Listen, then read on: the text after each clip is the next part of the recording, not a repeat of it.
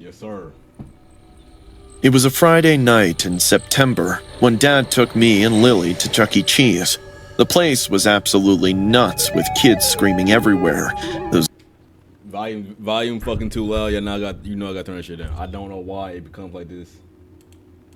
There we go. It gotta be at least that much. You feel me? Wait, is my audio on OBS? Alright, it is. game machines going crazy, and that creepy giant mouse mascot waddling around, snapping photos with families. Dad told us to find a table by the play area while he got in line for pizza. Lily was practically vibrating in her seat, already staring at the ball pit, when this guy just walked right up to us. He looked like every other Chuck E. Cheese guy, donning the employee shirt, but something about his smile was creeping me out. "Hey kids, want to see some magic tricks?" he said, popping himself down on a chair without even asking. Lily's whole face lit up. Before I could say anything, he was doing that old coin behind the ear thing. He kept going, showing off those petty tricks. Damn, this band from RDC World, if he was not in art. No, I'm kidding. But something felt wrong. His smile never changed, even when he was talking, and he kept looking over at the entrance like he was checking to see if someone was watching. "I've got way better tricks out in my car, plus some special..." Nigga tripping. Nigga is fucking tripping. I'm not. Hell no. You better. "Candy they only give employees. Want to come?" Every single alarm in my head blared. I told them we're good here, but he kept insisting.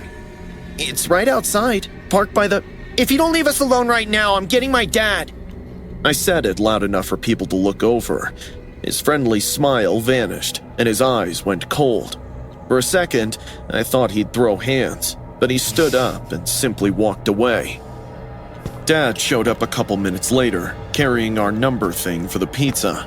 Then Lily said she wanted to go to the bathroom, and Dad asked me to tag along. The women's room was down this short hallway away from everyone. "I'll wait right here. Don't talk to anyone and come straight back out." "I'm 8, not a baby." She rolled her eyes and went inside. I leaned against the wall and pulled out my phone. A minute went by, then another. When 5 whole minutes had passed and Lily still didn't show up, I went up and knocked on the door. "Lily?" I knocked again. My heart started pounding. I pushed the door open.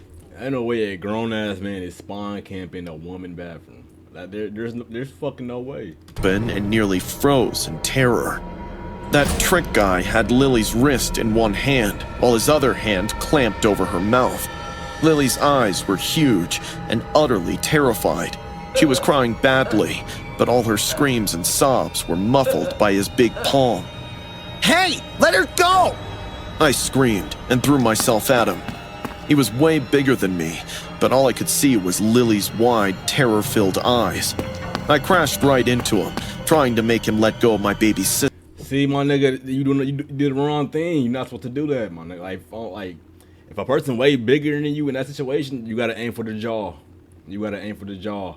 Make that brain do collaterals. You feel me? You gotta aim for the jaw. That would at least free your sister. Y'all would have ran away at least until you feel backup came. Nigga tackle a nigga fucking probably 200, 100 pounds more than you. That's crazy. He shoved me, and I went down hard, hit the tile floor, and felt pain shoot through my elbow. I yelped and tried getting on my feet, but couldn't. Suddenly, my eyes fell on his shoes. He was wearing regular sneakers with long laces, and I got an idea. He was too focused on keeping his grip on Lily and the door to notice me grabbing both his shoelaces. I hurriedly tied them together as he kept trying to...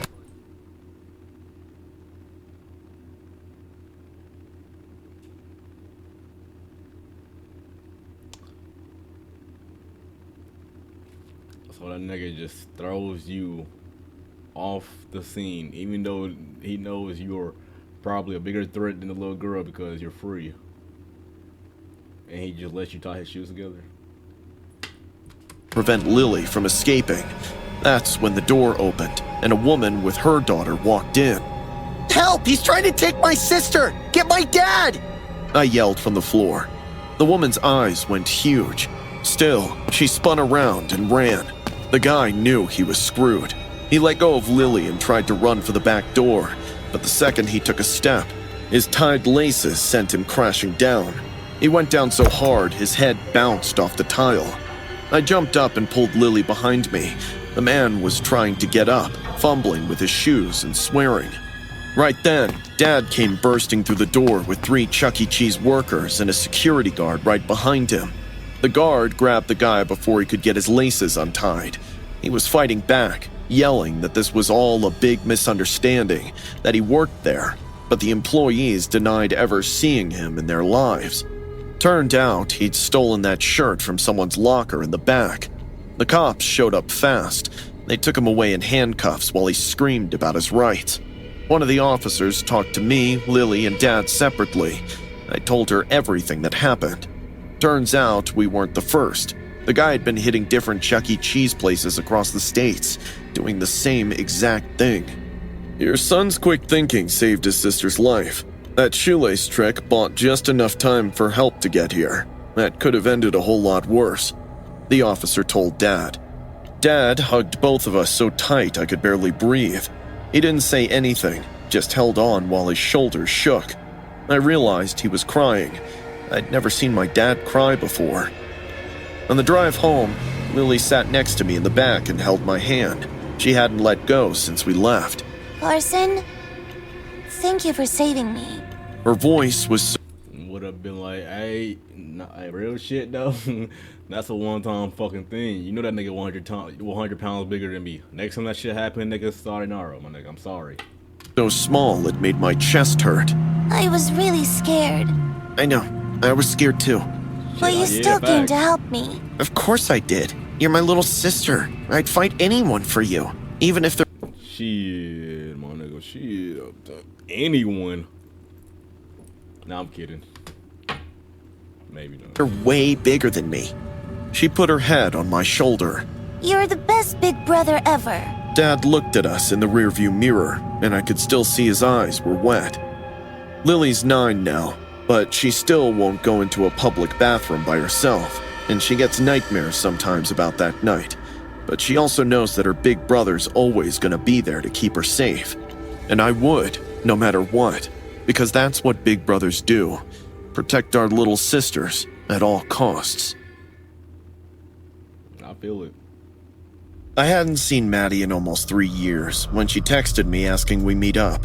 We'd been tight in high school until life happened. She suggested Chuck E. Cheese of all places, said it'd be nostalgic. I showed up first and snagged a booth near the back. Maddie walked in maybe 10 minutes later, looking like she'd stepped off a runway with this massive diamond on her finger that kept catching the light every time she moved her hands. We ordered pizza and started catching up, but I noticed pretty quick that the conversation kept looping back to Ricky, her fiancé. Ricky owns 3 car dealerships. We're exchanging vows in June. We're exchanging vows in June. She said. The fuck, nigga? I ain't gonna lie to you, my nigga. Like, if your life going good and my life going bad, don't fucking approach me saying how your life going good, bitch. No bullshit. I'm happy for you, but don't fucking keep bragging about your life being good, nigga. You feel me? I'm like, come on now, my nigga. I'm over here eating fucking Krabby Patties at the chum bucket and shit, and this nigga talking about how good her husband is. I would nigga, what? I feel like that's a valid crime show. Toying with the ring. That's amazing. You must be over the moon. Over the moon? I'm set for life, Vi. Ricky's loaded and loves spoiling me. And then this bitch a gold digger too. I should snitch. Something about how she said it rubbed me the wrong way. But are you actually in love with him? I asked. Maddie's smile slipped for just a second. Of course I am. Before I could push back on that, this employee walked past us carrying a tray piled with dirty dishes. Maddie's eyes tracked him, then widened. Jesus. Is that you, Nathan? She called loud enough to make heads turn at tables. The guy stopped walking. I saw his face and immediately remembered him as Nathan, her boyfriend of 2 years during high school, whom Maddie had... Bro, that is the worst scenario you want to be in as a nigga, bro. I promise you, this is not a good situation.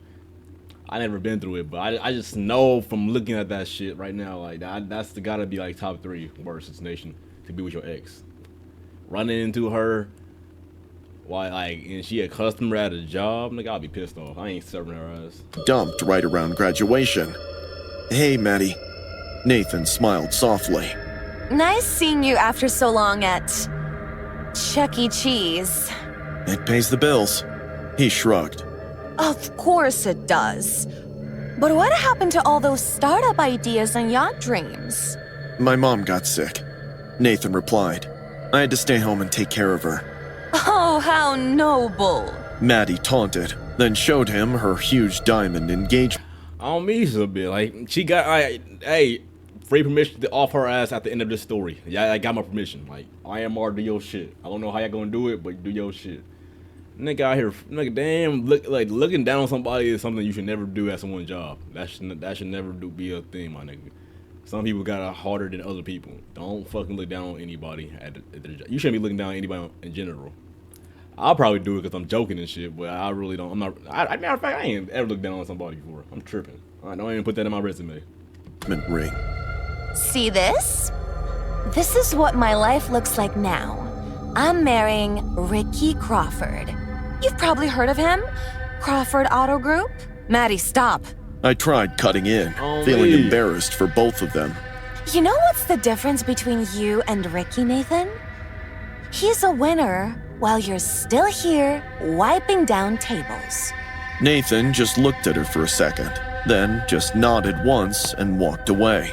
Oh, God, that felt good. Maddie said, settling back in the booth.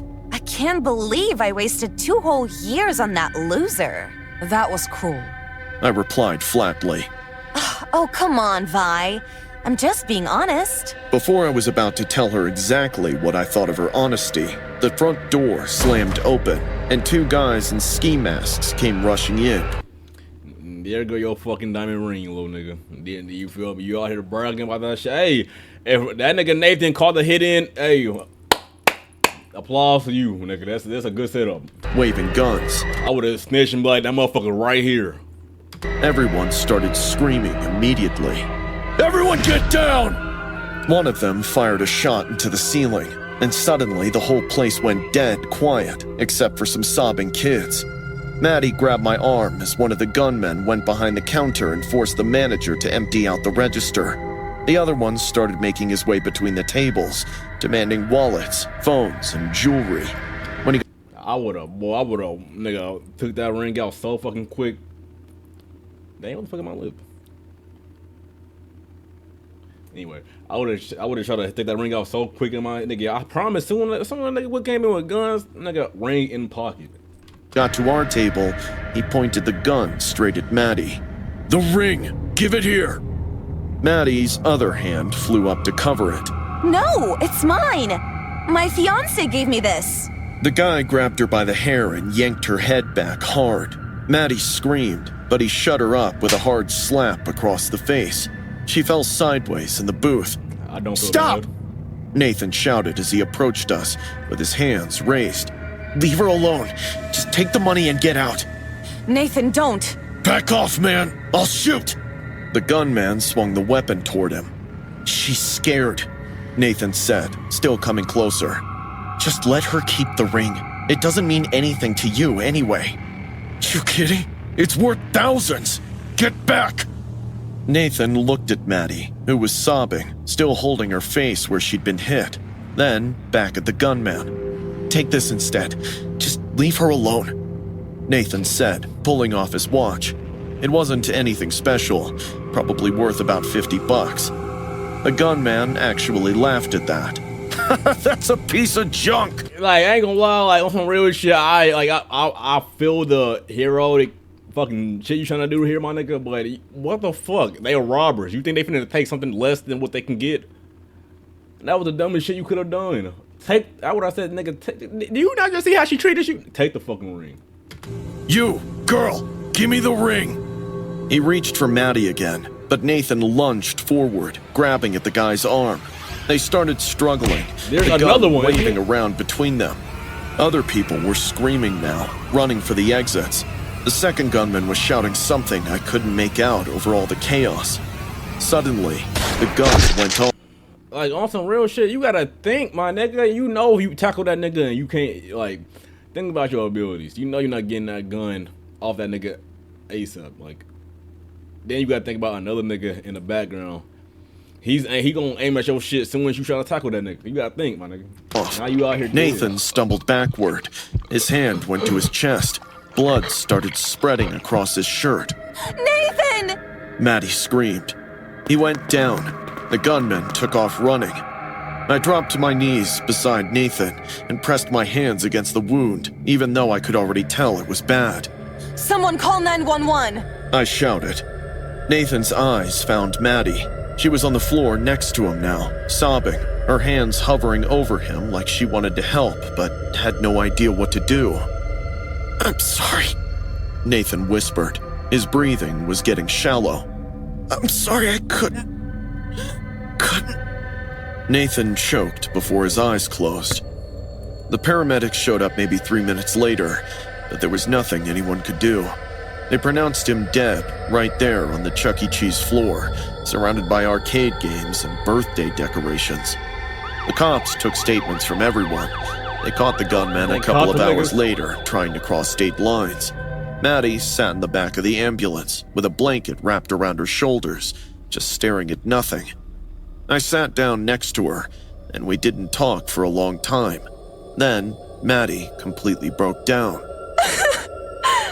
I'm awful, Vi. She looked down at her engagement ring, that massive diamond Nathan had died trying to protect. Slowly, she pulled it off her finger and just stared at it. I lost a diamond while I was chasing gold. She choked out. Maddie never married. Hey, it's a life lesson, my nigga. Don't talk down on anybody, especially someone who actually cared about you in the past, my nigga. Don't ever do that shit. Because if anything happens to them, you're gonna have memorable moments of shit in the past. It ain't gonna feel good either, especially if you try treating them like shit in the present. You feel me? Married Ricky. She called off the engagement 2 days after Nathan's funeral. She said she couldn't marry someone she didn't actually love, not after seeing what real love looked like. She visits Nathan's grave every week now, but none of that can bring him back. It was a Friday in late March. I'd been at my buddy's bachelor party, bar hopping downtown until the places started closing. By the time I got to the subway station, it was past 1 a.m., and I was pretty wasted. The station was empty, except for the buzzing fluorescent lights that made everything look washed out. My train wasn't due for another 7 minutes, so I leaned against a pillar, trying to keep the world from spinning.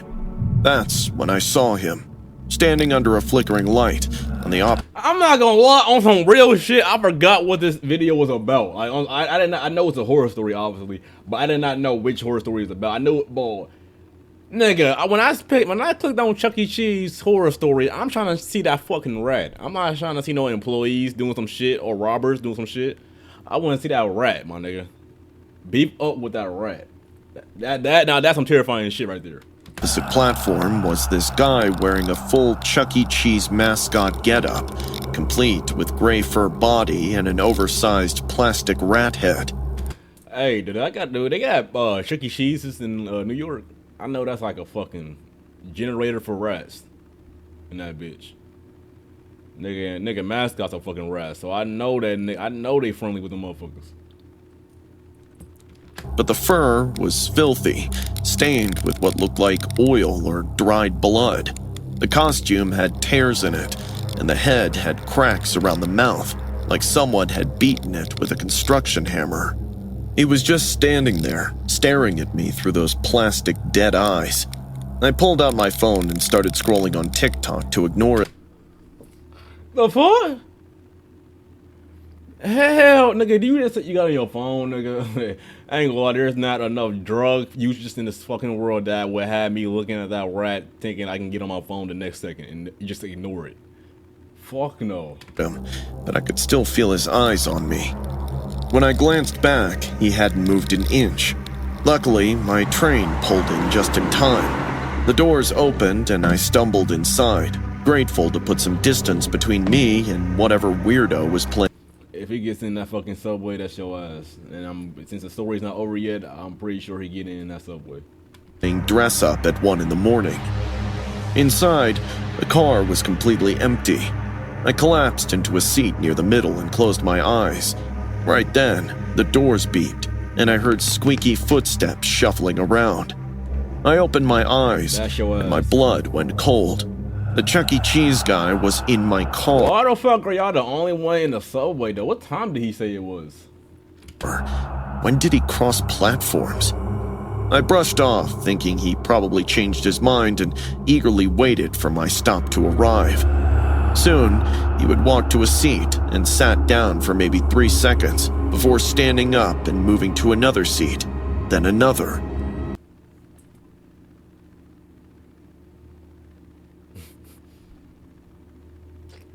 Nigga, are we serious?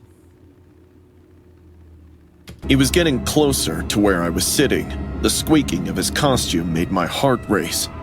"Hey man, you got a problem?" I called out, suddenly pretty sober. My throat felt parched. Something was very wrong here.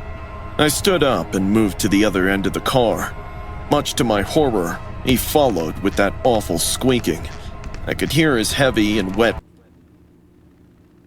breathing, plastic head as he kept hopping from seat to seat, like we were playing some sick game. Finally, he sat down directly across from me, close enough that I could smell the awful mixture of sweat and rot and something chemical that made my eyes water. He tilted his head at an unnatural angle till I heard his neck crack. I could see his real eyes now through the mesh in the mascot's mouth. They were bloodshot and wide, with pupils dilated so large they looked... I ain't gonna lie, this shit ever happened to me, my nigga, I think that's enough for me to stop smoking. No bullshit, like, ain't no way a fucking Ratatouille 6'5" with sneakers on and just following me or fucking around the station. Black. "What's your problem, dude?" I yelled, irritated and terrified at the same time. Right then, he reached into the costume's pocket and pulled out a dead rat. He dangled it at my face level for a couple of seconds, before he chunked it right at my face. The moment it hit my nose, I lost it. I shirked and jumped. My stomach lurched, and I puked my dinner all over the subway floor. All this while, he just laughed. The sound echoed off the metal walls until it sounded like multiple people were laughing at once. I looked up through tears and saw the next station approaching. The train started slowing down. He was still laughing, standing right behind me when the doors opened. I just stepped out when I felt a sharp sting at the back of my neck. I spun around to find him holding up a large syringe in his hand. It was half full of some clear liquid. He waved at me as the doors began to close and the train pulled away, carrying him back into the darkness. I stood there touching my neck, feeling a... That nigga put a syringe in your fucking neck, my nigga. Damn, it's up. Small puncture wound and a trickle of blood. What had he injected me with? I ran up the stairs, flagged down a cab, and told him to take me to the nearest emergency room. My hands were shaking so bad I could barely hold my phone to call 911. The ER doctors ran multiple tests. Everything came back normal. You're lucky. Whatever was in that syringe doesn't seem to be affecting you. But we'll keep monitoring your blood work, the doctor said. I filed a police report immediately. They said they'd checked the subway security cameras, but the footage from that car was corrupted. I went home thinking I'd dodged a bullet, that whatever that psycho had injected me with was harmless, or maybe the syringe had been empty, and he was just trying to scare me. Last week, I was making breakfast, simple omelet with cheddar cheese. The second I opened the bag, my stomach turned. The smell hit me. I barely made it to the sink before I was throwing up. Must be food poisoning, I thought, or the flu. But then it happened again with a slice of pizza, and again with... Damn, that nigga took your... That nigga make everything... The cheeseburger. Every time I got near cheese, my body violently rejected it. I went back to the doctor. They ran more tests. Everything still came back normal. It might be psychological. Trauma can manifest in strange ways. Your brain might be associating cheese with that incident. But it wasn't just cheese I couldn't be near. Anything that reminded me of Chuck E. Cheese made me sick. The color combination of red and yellow made me nauseous. The sound of arcade games made my hands shake. I couldn't walk past the restaurant without having a panic attack. My therapist calls it PTSD, with a psychosomatic component. What? My friends think I'm making it up. The police never found the guy. But I know what happened. Someone targeted me that night, followed me onto the train, terrorized me, and injected me with something that changed me in a way doctors can't detect or explain. But the worst part is knowing he's still out there, hunting his next victim. That sounds like a Batman villain. You just leave it to that nigga, cause ain't no fucking way. That nigga out here with a syringe in his hand, stalking people on subways. I mean, he getting away with it? Yeah, that's a Batman villain. Y'all niggas in Gotham. Like, hey, if y'all fuck with the video, make sure to like and subscribe. My nigga, we're gonna be out with another one the next day. Well, tomorrow, Christmas. Ooh. This video might drop on Christmas. But hey, I'm gonna fuck with y'all. And there go Dizzy. What? Arrogant that nigga, but he's friendly. What? And there go Dizzy. Arrogant that nigga, but he's friendly. Hold on, it's so damn. Oh, damn. Hold on, it's so damn. Oh, damn. Hold on, it's so damn. Oh, damn. Arrogant ass nigga, but he's friendly.